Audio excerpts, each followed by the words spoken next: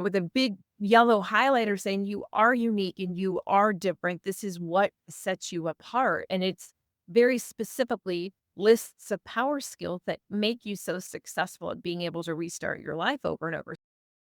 Hey, Anna, do you think people are listening? Yeah, why wouldn't they be? We make business so fun. Don't we? In that case, let's introduce ourselves. Hey, it's Anna and Selena and the 15-ish minute coffee chat podcast. Talking business doesn't have to be boring, so dive into our coffee chat conversations and learn something new for your small business.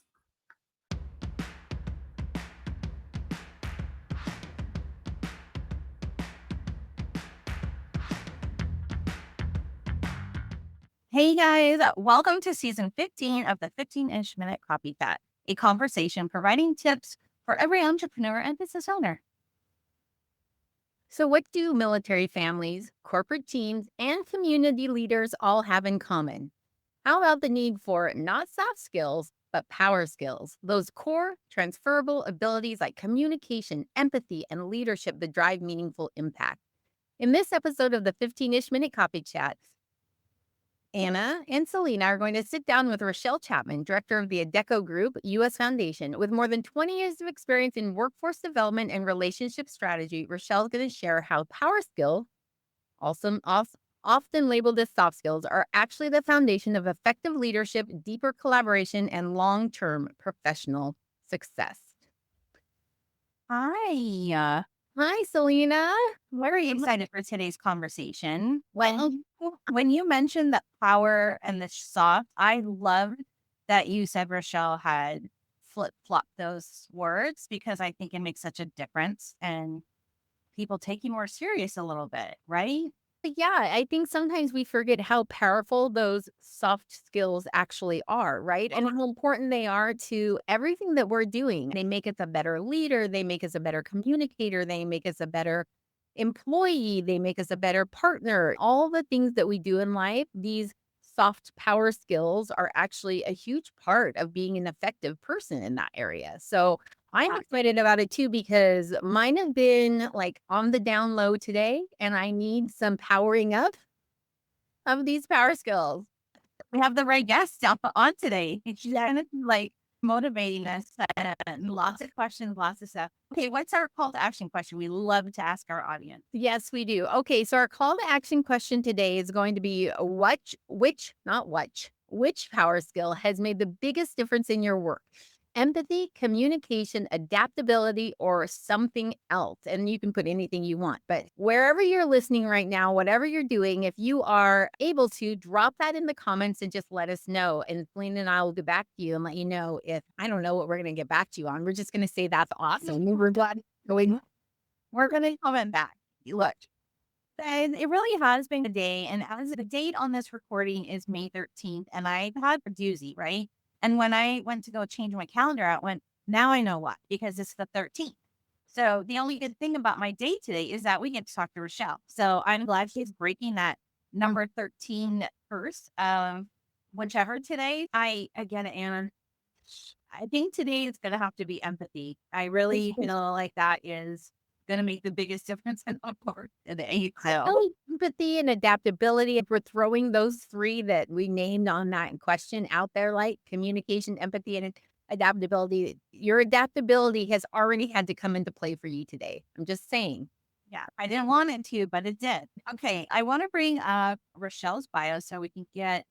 We made a joke with her earlier that we are not on the 15 side of it. We're more on the ish side. So let me really quickly read a little bit about Rochelle, who is the senior director. And we want to send a big congratulations because this is she has leveled up, guys. So she is a senior director of the Adecco Group US Foundation and a seasoned workforce development leader with over 20 years of experience in corporate stewardship, nonprofit strategy, and relationship building. Her work spans military family advocacy, community leadership, and national partnerships focused on economic empowerment.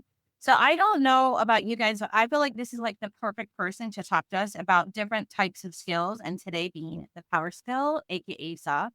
So we want to welcome on. I'm going to bring our guest on right now, and ta-da. Hello, ladies. Hello.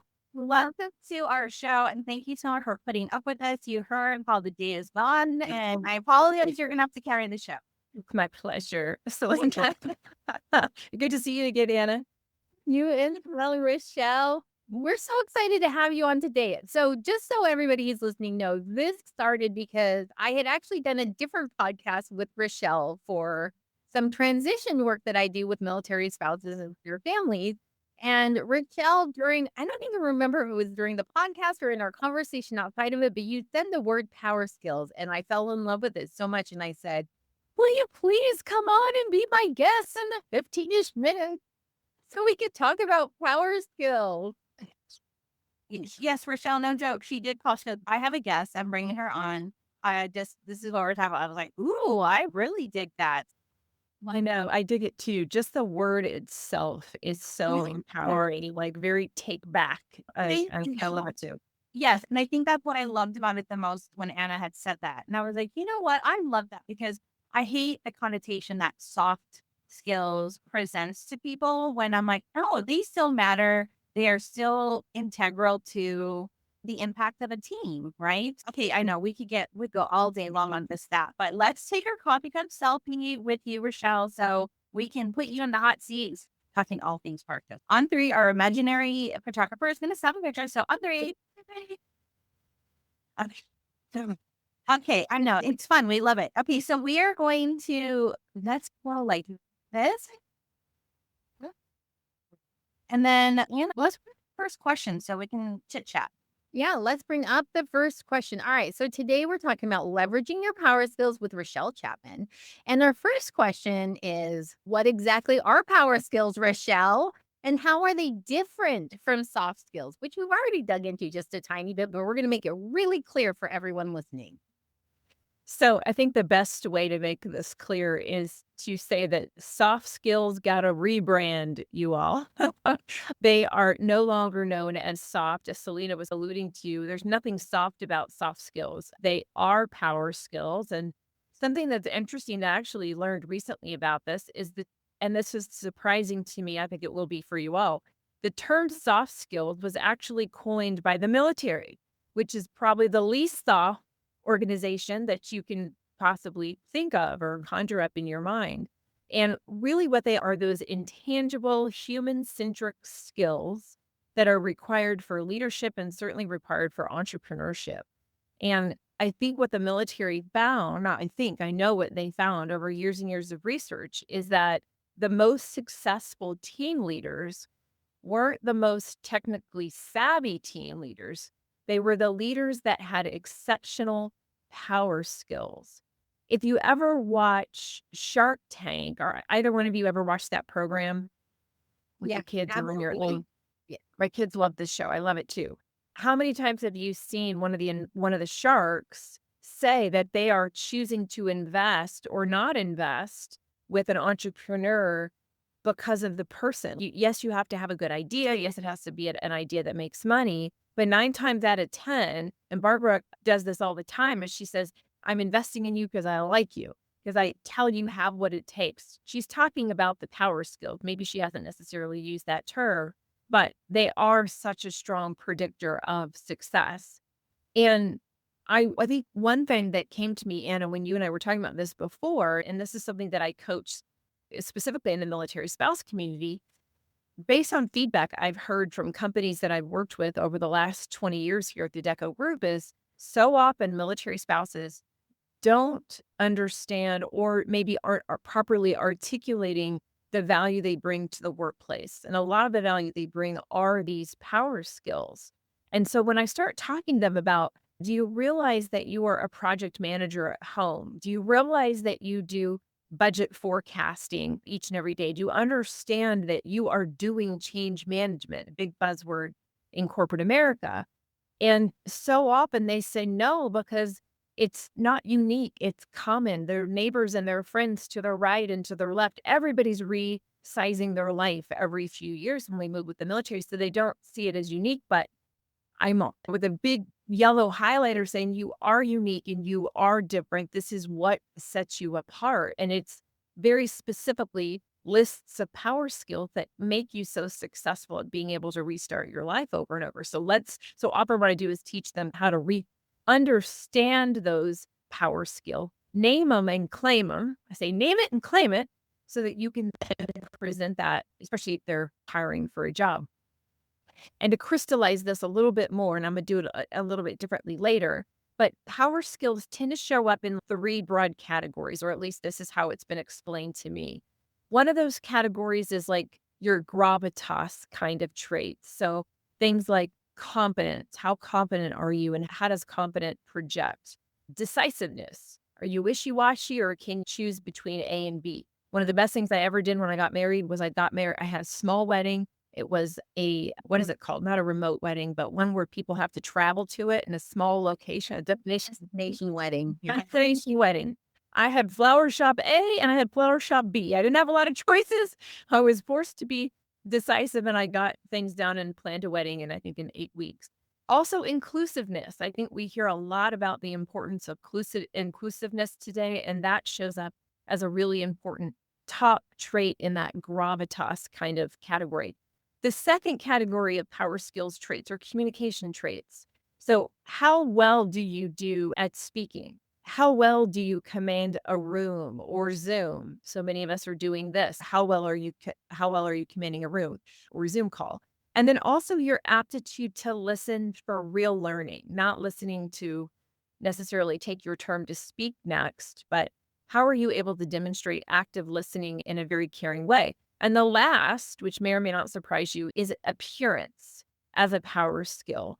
Being polished, definitely still important in all the ways, but the most important appearance skill in the three categories of power skills is actually authenticity. How authentic are you showing up at work, in your personal relationships? People can tell you all, they can tell when you're not being authentic. And the more you lean into I know we use the word vulnerability a lot. Brene Brown has really taught us the importance of being vulnerable, even at work. But the more that you lean into that, especially our younger generations, the more they appreciate that, and the more that they feel like they can show up as their authentic, real selves at work. That was a very long answer, ladies. I'm sorry. Wow, I love that so much. I wanted to really quickly touch on appearance for a second because you brought something up for me. My grandmother was a flight attendant for Hawaiian Airlines back in the 40s, right? Sure. They're big. We all know how the flight attendants back in those days, they had to be polished. They had to always put their best foot forward. And my grandmother, until she passed last year, always at 95 had lipstick on, eyeshadow. It's always important to put your best foot forward. And it wasn't like a vain or vanity thing. It was just always present yourself in a way so Yes. you don't get looked over because they think you don't have the power skill. It's so true. Selena, when you look at the three things that is required to be promoted, especially for women at work today, it's performance, exposure, and image. And oftentimes people will say, when I ask the question, how much do you think performance, your ability to get promoted is dependent upon your performance versus exposure or image? Almost everybody gets it wrong. It's actually the smallest piece of the pie. The biggest piece of the pie being exposure. And second to that is actually image. And physically, that certainly is important in how well you get pulled together. And we took a dip in image in terms of our expectation of it during COVID when everybody was wearing sweatpants and things like that. And it was comfy, and we were depressed and we were down. And so we use it as an excuse. And then I saw my friends at work actually lean into that a little bit too long. And I had really courageous conversations with them like, you need to get out of a sweatshirt. And even if you're going to have a party from the waist down, you got to be professional from the waist up because it really does matter. And oh, by the way, you tell I feel passionate about this.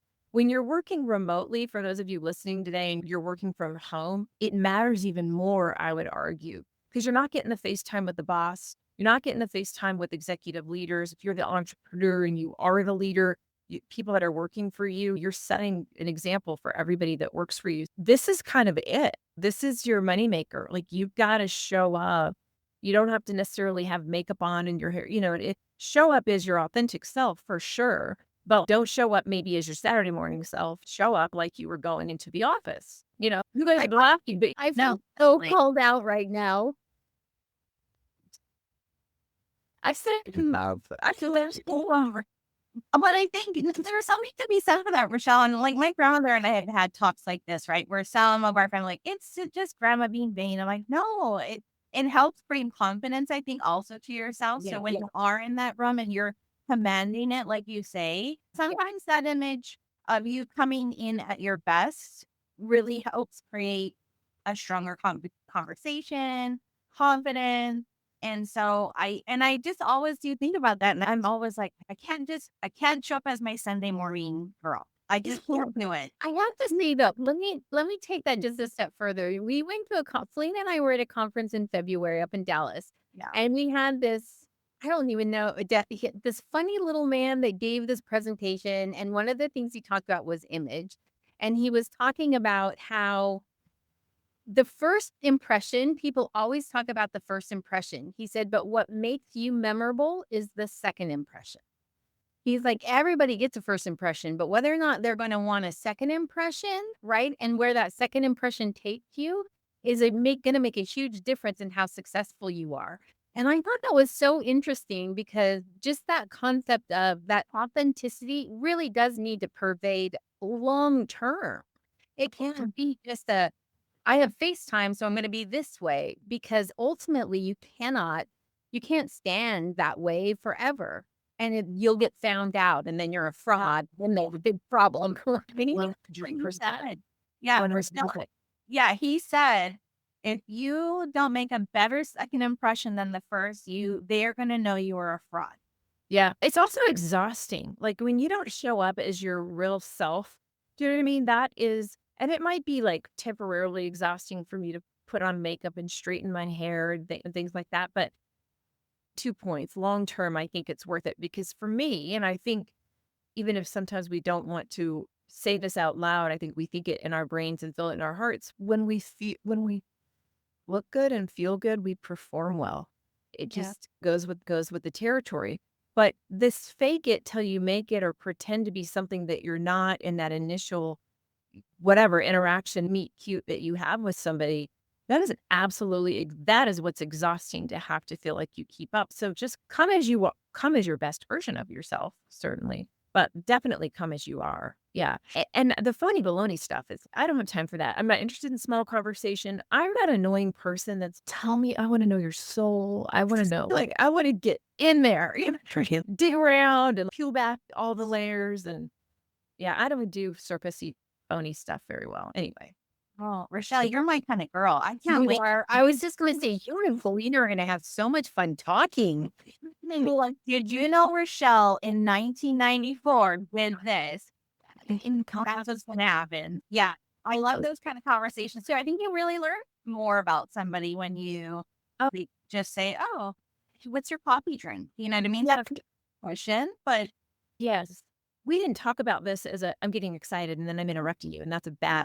holy, That's not a power skill you all. Do as I say, not as I do.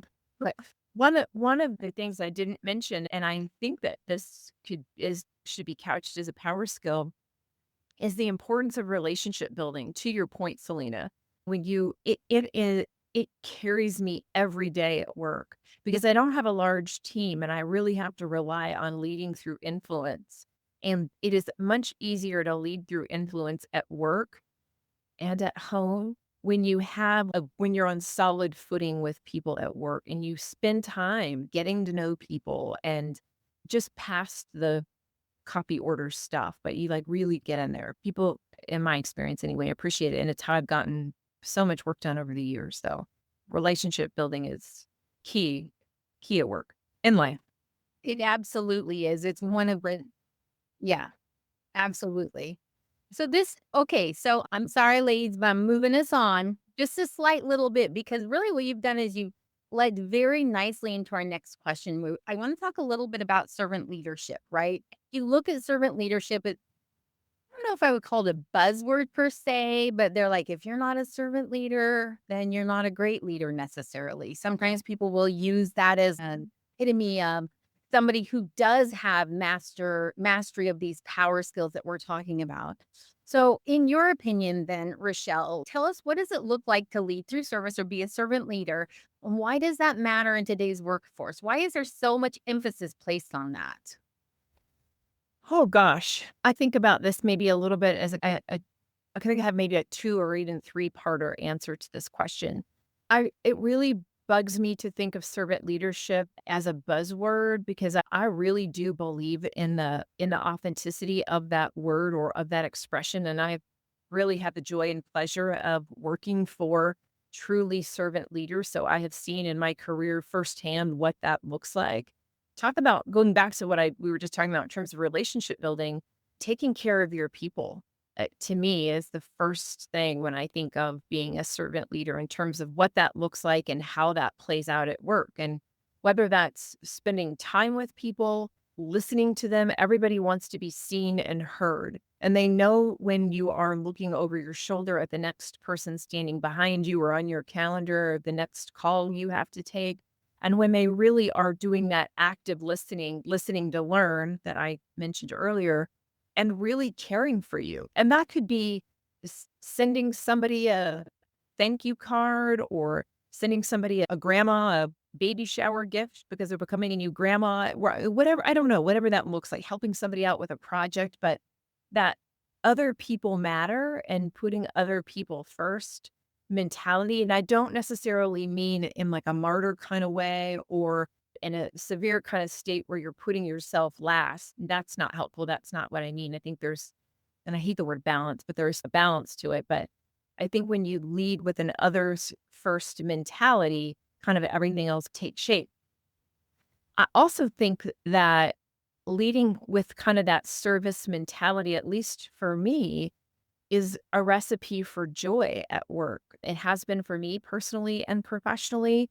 I also think that, and this again, just personal, when I feel the most kind of in that flow state or the most grounded when I am in a really good connection with other people, when I am really grounded and connected in my faith, and when I am actually doing purposeful work in service of others. And I feel very grateful that I get to do work each and every day that benefits the military community that I love so dearly and I identify with.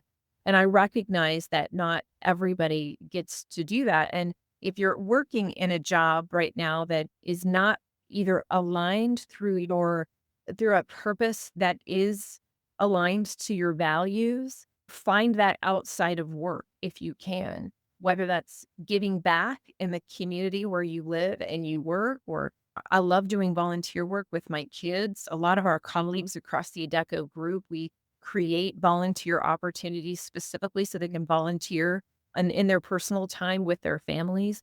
And also, I just zooming out for a second and talking about servant leadership and how that plays out at work. I think having a real strong, this is a no duh, having a real strong culture is really paramount to producing high performers, whatever that looks like in the workplace. And in my experience, as I was just alluding to, one of the best ways to do that is provide opportunities for our colleagues to give back. Whether they are in jobs where they feel like they're doing something purposeful every day or not, giving them opportunities to be tied to the community where they live and work has been amazing. We led colleagues through 1,000 volunteer hours last year with Dress for Success, this really wonderful national nonprofit partnership that I lead on behalf of the Adecco group. But whatever your organization, whatever your cause is that's important to you or to your organization. And also let me say, not only give back to the communities where you work and where you live, but doing it in community with others. I love all the research coming out tying longevity to community. We know, like all those countries where they've got 100-year-olds living. I don't know if you guys saw that Netflix documentary. I think that was last year, the year before. Centenarians are living.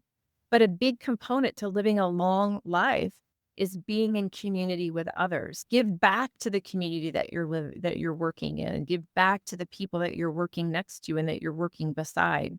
All of those, I think, things make for a better leader and they make for a better culture at work. Again, a long answer, and I'm so sorry. No, you guys stop apologizing because this is that answer.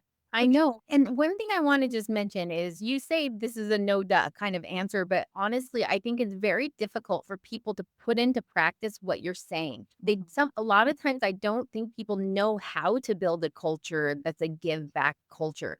Either they were raised differently or maybe they hadn't worked for great leaders or they weren't brought up in an organization where that was a priority. But I think that the focus, maybe in the last decade, maybe longer, I don't really know. I'm throwing numbers out there like I should have a stat, but I don't. So I'm just gonna say I think that for whatever the time frame is, that shift has happened and it's become very important to make sure that you're thinking about the people who are working for you, giving to your organization, making sure they're aligned with your mission and how important that all goes into then what you're talking about, that culture within our organization, but also if you spread it out, like you said, big picture, now you're talking about within your community and what that looks like and what work, where are our communities suffering? And well, there's so much in what you just said. I'm all excited. I'm like, yes, Rachelle, yes. I saw this big shift. This is not surprising, but I saw when I took over leading our relationship with Dress for Success, we were just coming out of COVID. You guys know what I mean. People started getting back out of their house and stuff. And it was hard. It was hard at first, but then I also was part of the pivot where it was like, oh, dear Lord, get me out of my house. What do you have that I can go to? Where it was like we were pulling teeth to get people to go to luncheons and dinners and show up to volunteer. Then it was like the floodgates opened and everybody's dying to do this work. So we give all of our employees 8 hours of VTO volunteer time off to take a day off which is a small amount, but more than other organizations do, I suppose, just to continue promoting that service kind of mindset, community mindset, and culture in our organization. I think it's one of the most important things any organization can do, and it's awesome for team building. No, and when you think about the effects too, that doesn't just like even affect your home, but that person in your organization doesn't volunteer because you gave them that time. They go home, they tell their children, hey, let's like practice something like this. Or the effects are one that you probably don't even see, right? That you guys are part of. And again, it affects the whole community. Now this kid goes to school and said, let's do this. And it came from a servant leadership role that started over here. And your impact is great. So I'm so all for that. And kudos to you guys for offering something like that because I've been in a lot of organizations and there is not, it's always, hey, we're going to do this mandatory volunteer thing. You guys will show up. You know what I mean?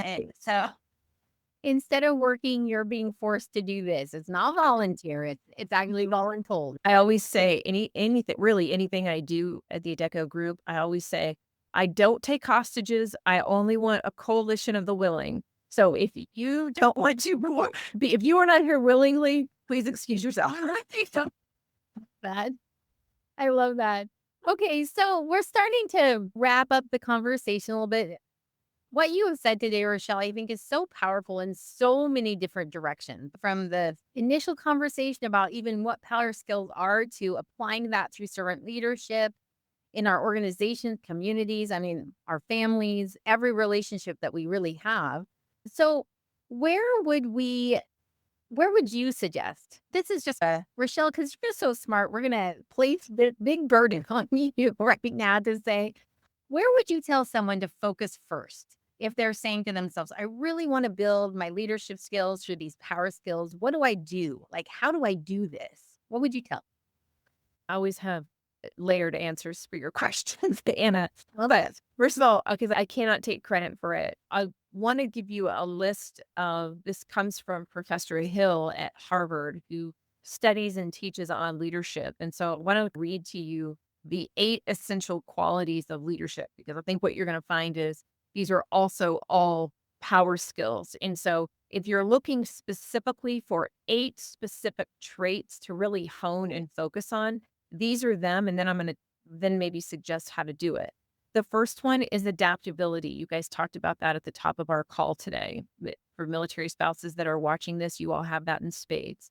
The second, you already mentioned also empathy, hugely important. Oh, by the way, in the multi-generational workforce that we work in today, that's especially important for the youngest generation. So empathy. This is very similar, I think, to adaptability, but how comfortable are you with ambiguity? I mentioned earlier that change management is kind of a buzzword in HR, and really not even just in HR, but in all organizations. How comfortable are you when things change on a dime? And they do all the time. Creativity. How creative and nimble are you in your thinking? Resilience, another power word that we use to describe military spouses. Authenticity, which we already talked about. One of my favorites, curiosity. And last is analytical prowess. So, are we using our creative thinking brains as leaders to show up as the best leaders that we can be? So, those are the 8 that she cites as the most powerful leadership traits or qualities that one can possess. Again, they all sound like power skills to me. I talked about 2 things today that or 3 things today that resonate with me the most, and that is doing whatever it is, whether it's service and just doing life with other people and community, to me is the most important thing.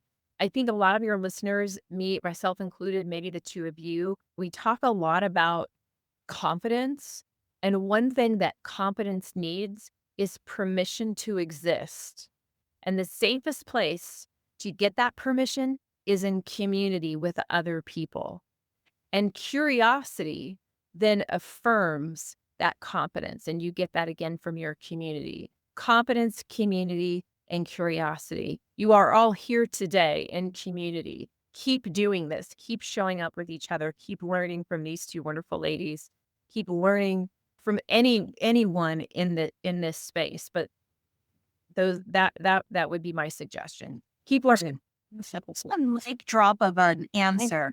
I mean, and you guys, when we talk with our guests backstage before we start, like one of the things we had chatted with Rachelle, I don't know if I did talk that long about this stuff, but I feel like we could absolutely continue this conversation and learn even more. And I joke that I came in as like an old new mill spouse because I married my husband at 40. And so I had already established a career. And so I learned this civilian life and I learned this military life. And it's very interesting taking from 2 different worlds. And so everything you say today, Rachelle, also applies to this like single mom that was just the power skills that a woman could have. And I really appreciated everything you said today. I'm like, I'm walking so much better than I did before I came to conversation because it's very validating. And I think this is why I love the shift of words from soft to power. Like Anna and I mentioned, like we chatted earlier, there's just so much that you talk about today that it's like,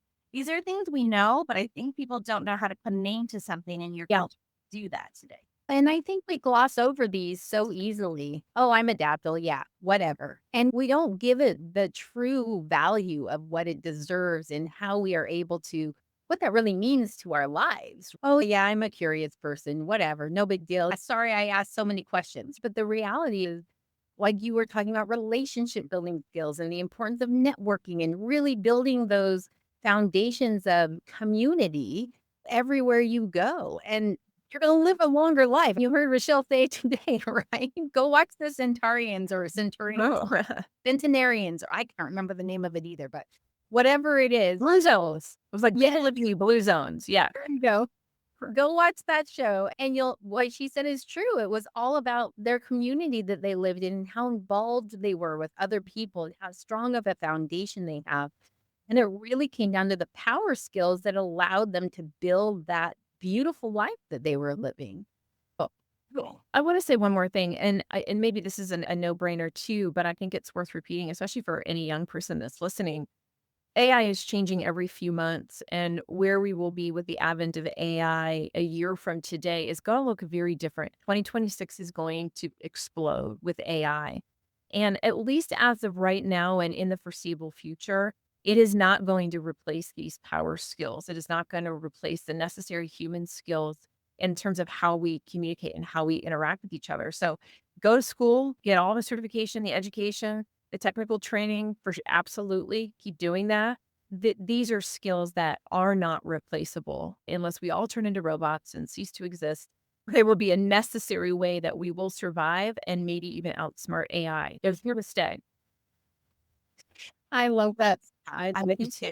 Yeah, we're gonna have to come back this time next year with Rachelle. Hey, Rachelle, remember when you said this last year on our show? I was just going to do that, Anna. I will what so. Okay. Well, Rachelle's robot is like, she's at the beach enjoying life. Like, how can we help you support? It is sad. I brought like a 90s, 40s robot in. I'm like, well, first like 725 robot, which is very different. We're not feeling you meant. We know what you meant. Yeah. I think it's that time we share a toolkit, and Yeah. so we always ask our guests, like, hey, what's something that, people should have in their entrepreneurial bag? And we're going to have Rachelle tell you a little bit about this book. She's very excited about it, and so are we. So take it away, Rachelle. So this book actually comes out today. I know the podcast will be live. So once this is actually live, it will definitely be out. But a friend of mine, Almina Altai, just published this book today on May 13th, The Ambition Trap. I think this is going to resonate with a lot of entrepreneurs specifically, and certainly some points in here with the military spouse community. She talks about the importance of pursuing ambition out of a place of healthy purpose. And so not being ambitious for ambitious sake and driving yourself to a point of unwellness, or in her case, she was on the verge of was working so hard, she was on the verge of death, but actually really understanding, and I love this concept, and we don't have time to talk about it today. Maybe it's another podcast, but tapping into your zone of genius. And that really resonated with me with the military spouse community, understanding the difference between your zone of genius and your zone of excellence, and making sure that you are leveraging and understanding what's your magic and your secret sauce. And oftentimes what our magic and what our secret sauce is innate. And so we don't think of it as genius because it comes so naturally. We don't have to work at it. We're like, I was born that way. Instead we go to school and we build a business and we hustle and we put in our 10,000 hours and we're exhausted. And we're not even tapping into and leveraging the things that make us magical and great and unique and genius. And so she teaches you how to do that. And without stealing too much from the book, one of the best ways to do that, you go back to your friend, ask them what your zone of genius is. Selena, tell Anna, Anna, tell Selena, what is it that makes you unique? What is your zone of genius? Talk to 3 people, compare notes. Fantastic read. Love her to death. She's amazing. I wish her all the best. Oh my gosh. So first of all, we really are going to book you for the next show that you just described. So you guys can't wait to see Rachelle in season. And I love that. I am actually very fascinated. What a coincidence that it comes out today. So I'm on the shelf. So congratulations to Amina for the I'm super proud of her. So tell everybody also, let me just shift this along to the next slide here. Where's the best way to continue a conversation with you? So probably the best way right now is to reach out to me on LinkedIn. You can see my social handle there on LinkedIn. The other websites and Facebook or social media handles on there are to follow us on the foundation. So if you want to look at any of the work we're doing to support the military spouse and veteran community, certainly do follow us there. But if you want to connect with me personally, do it on LinkedIn. Right? Yeah. Okay. First of all, Rachelle, this is where Anna takes over. I put on a little bit of Oscar music because I could talk, but thank you so much. I'm really glad that we were able to speak to you today. And I know that there's so much value to somebody listening that thinks because you give them permission today is what you did. And I love that. Thank you. Yeah. Rachelle, just for my part, I just want to say, I think we're going to see a few less COVID sweatshirts around here today. We're going to see a lot more powers. We're going to see a lot of change happening. Hopefully we'll see some servant leadership. I hope we inspire some people to get out in their community and really look at the ways that they can give back. And with that, we want to say thank you so much for being our guest on today's 15-ish minute coffee chat. For everybody out there listening, Selena and I also like to hang out on LinkedIn. So when you're connecting with Rochelle, if you're not connected with us, we wanted one of those connection requests coming in. As always, you can find us also at annandselena.com on any of the Facebook, Instagram places as well. And then on your favorite podcast platform for the 15-ish minute coffee chat. Please subscribe and follow. And we'll see you at the next one. We'll see you at the next one. Thank you, Rochelle, for coming. We'll talk to y'all later. Thanks, Bye. See you.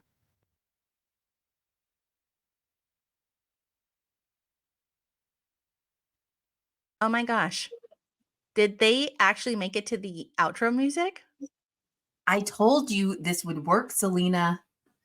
Okay. Well, thanks for tuning in to today's show. Now head on over to annandselena.com to listen to more of the 15-ish minute coffee chat. We've got over 100 episodes, all geared to making your businesses more fun and profitable.